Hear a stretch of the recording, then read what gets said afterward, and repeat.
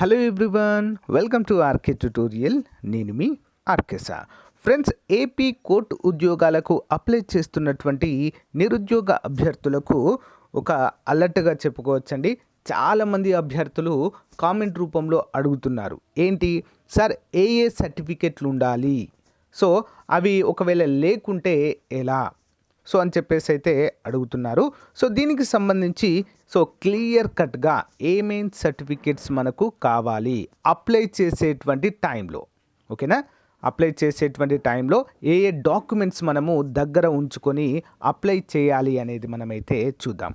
మనకైతే ఇంకా టైం ఉందండి. నెక్స్ట్ మంత్ 11th వరకు, November 11th is the last date.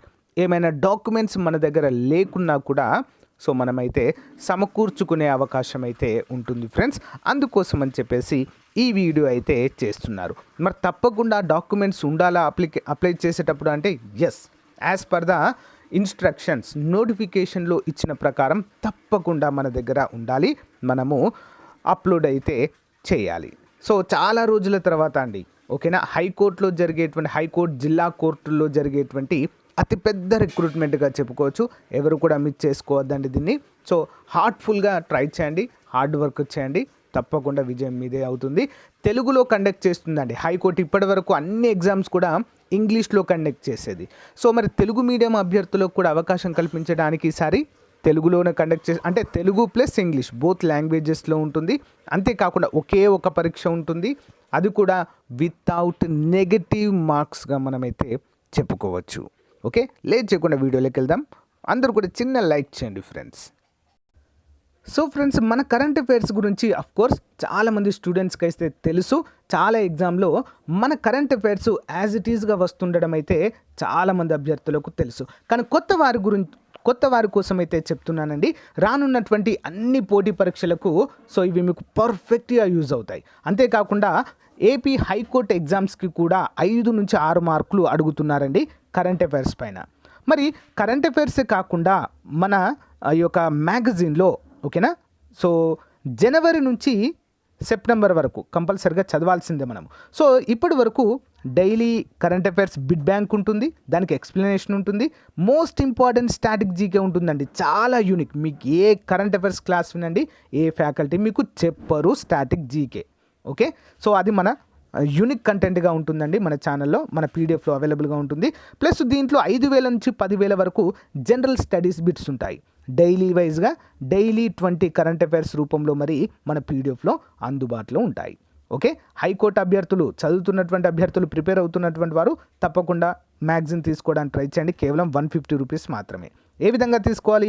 మన యాప్ డౌన్లోడ్ చేసుకుని యాప్లో అయినా కొనుగోలు చేయవచ్చు, లేదా ఇక్కడ కనిపిస్తుంది కదా నా నంబర్ 9030362853 నెంబర్కి గూగుల్ పే కానీ ఫోన్పే కానీ చేసి ఆ స్క్రీన్ షాట్ని పంపినట్లయితే విత్ ఇన్ 1 అవర్లో మీకు పీడిఎఫ్స్ అన్నీ కూడా సెండ్ చేయడం జరుగుతుంది. అండ్ ద మోస్ట్ ఇంపార్టెంట్, దీంతో పాటుగా మీకు హైకోర్టు ఇటీవల కండక్ట్ చేసినటువంటి ప్రీవియస్ పేపర్స్ కూడా సెండ్ చేస్తాను. Okay, bye.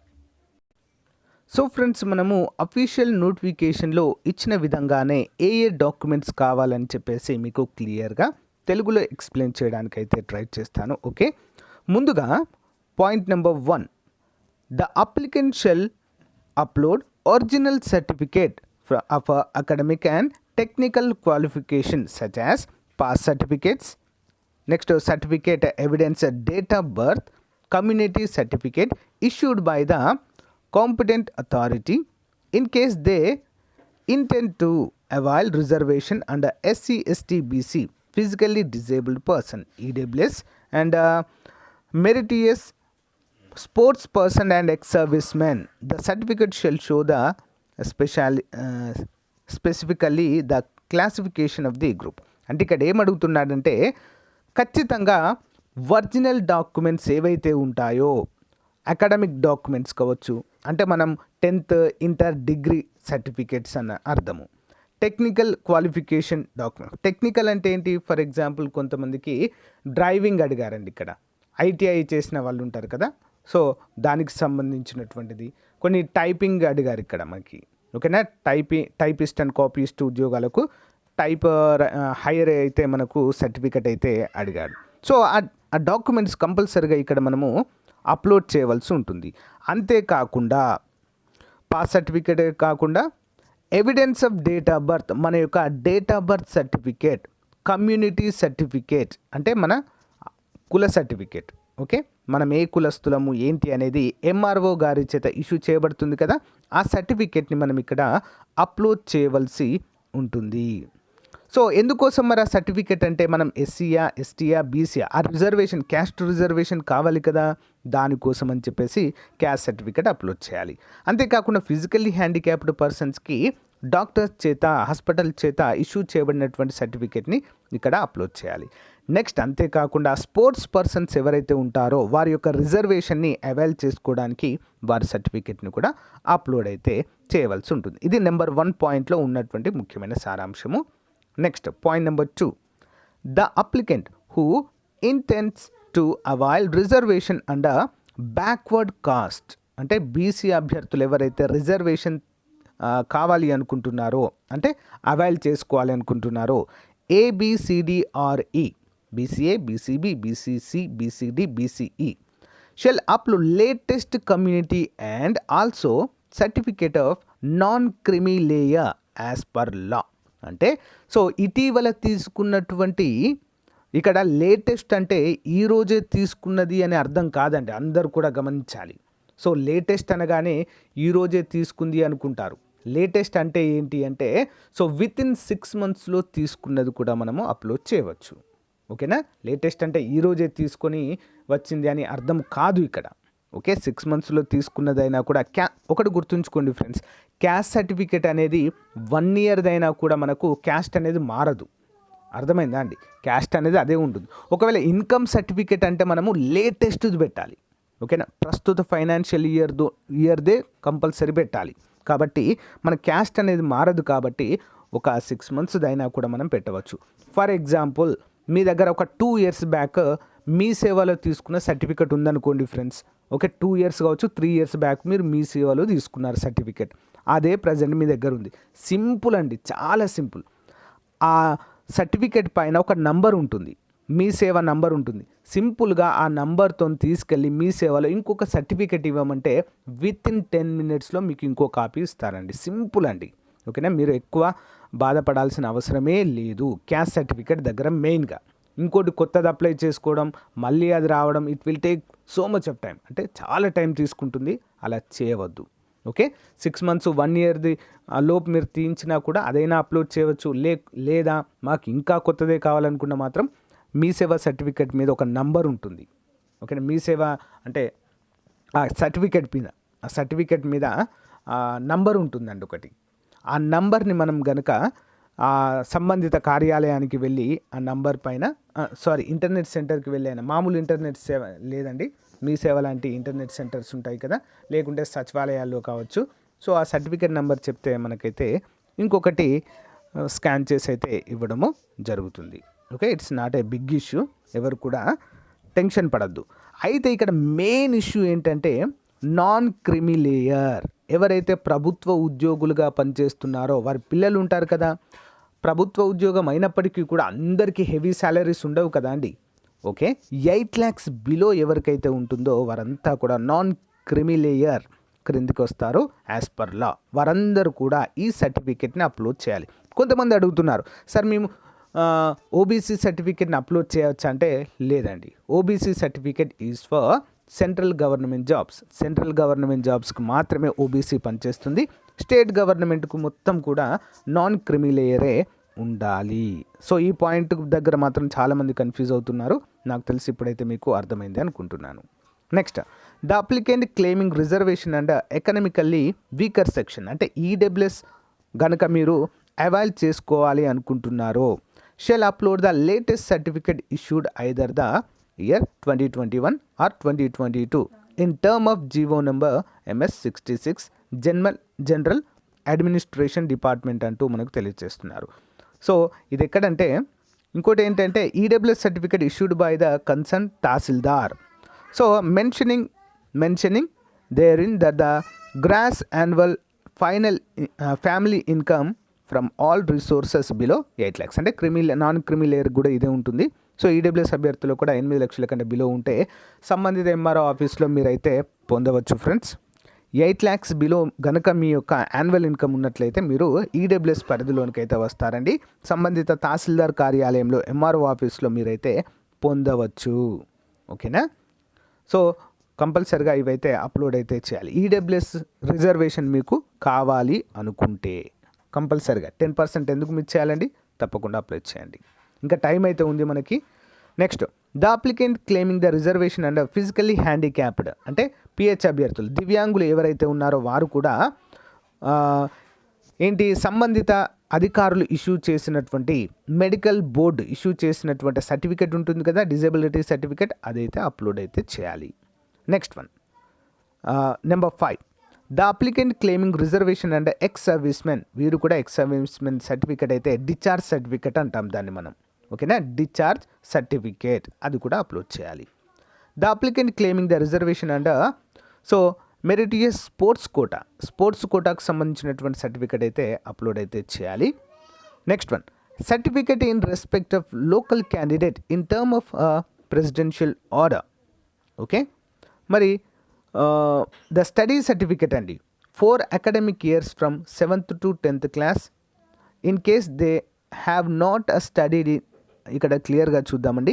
యాక్చువల్గా అయితే మనము 4th to 10th ఎక్కడైతే చదువుతామో అది మనకు ఏమవుతుందండి? లోకల్ డిస్ట్రిక్ట్ అవుతుంది. ఓకేనా?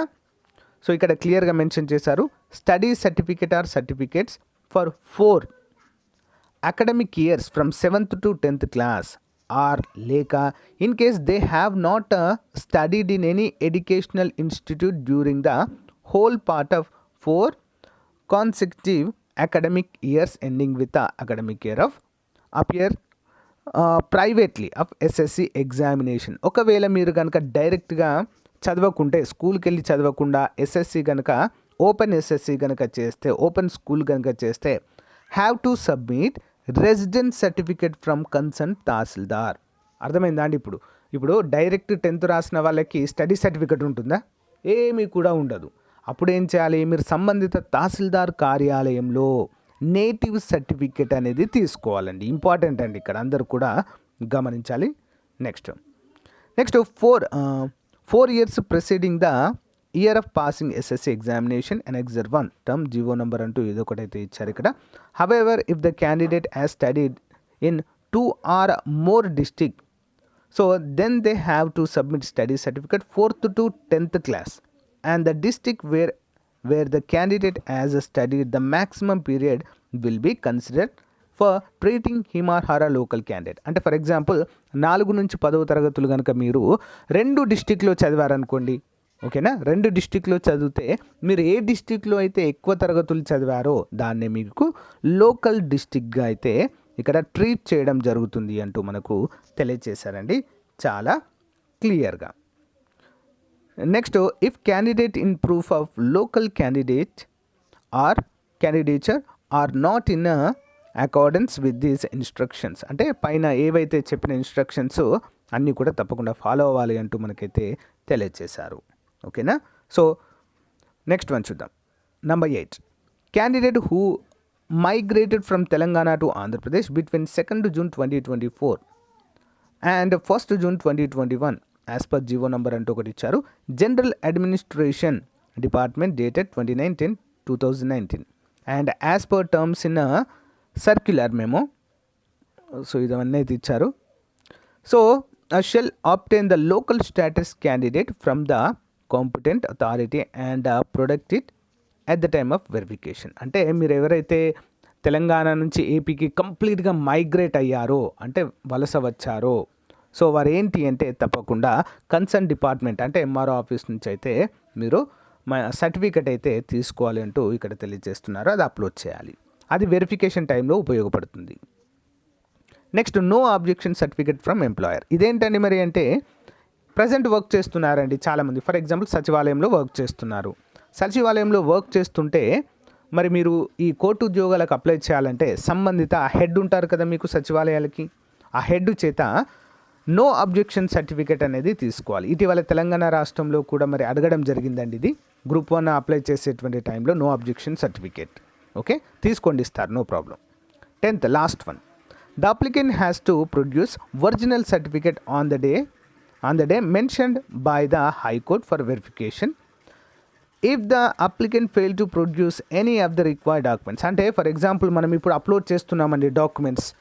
సో మనం అప్లోడ్ చేస్తున్నాం, మనకు జాబ్ వచ్చిన తర్వాత వెరిఫికేషన్ టైంలో అన్ని ఒరిజినల్ డాక్యుమెంట్స్ అడుగుతారు. మనం ఏమేం డాక్యుమెంట్స్ అయితే అప్లోడ్ చేసామో అన్ని డాక్యుమెంట్స్ అడుగుతారు.